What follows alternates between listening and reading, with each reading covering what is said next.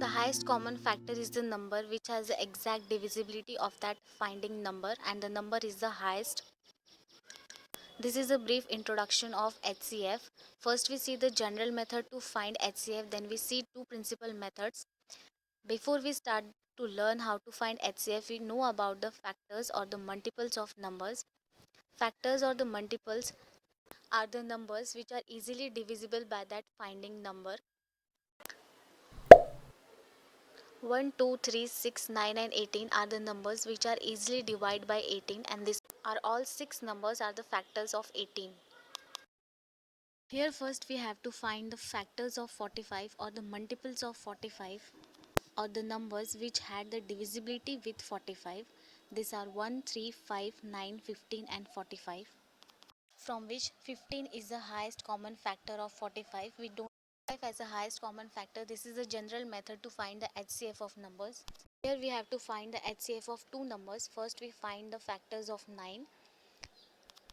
These are 1, 3 and 9. And then we have to find the factors of 15. They are 1, 3, 5 and 15. And then we have to find the common factors in both the numbers, and 1 and 3 is the common factors of 9 and 15, and from which 3 is the highest common factor or the multiple. So in this way we find the HCF of two numbers. Commonly there are two methods to find the HCF. First is the prime factorization method. In this method we have to find the prime factors of the finding number, as like by multiplying the prime numbers and the composite numbers to get the factors.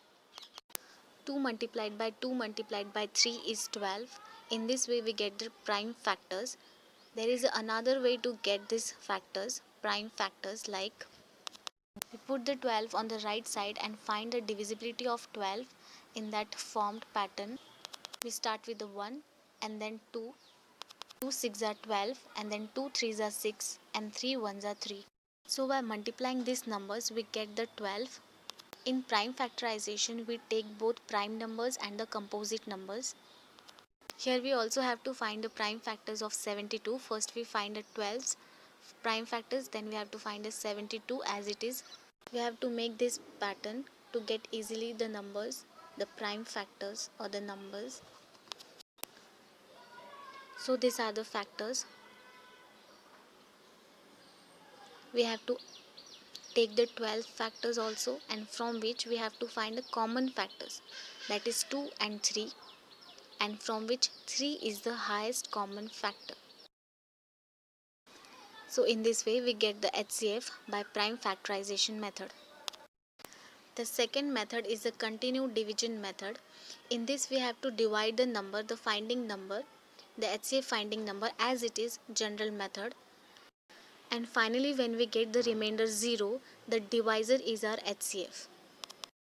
Let's take an example to understand that how the divisor is our HCF.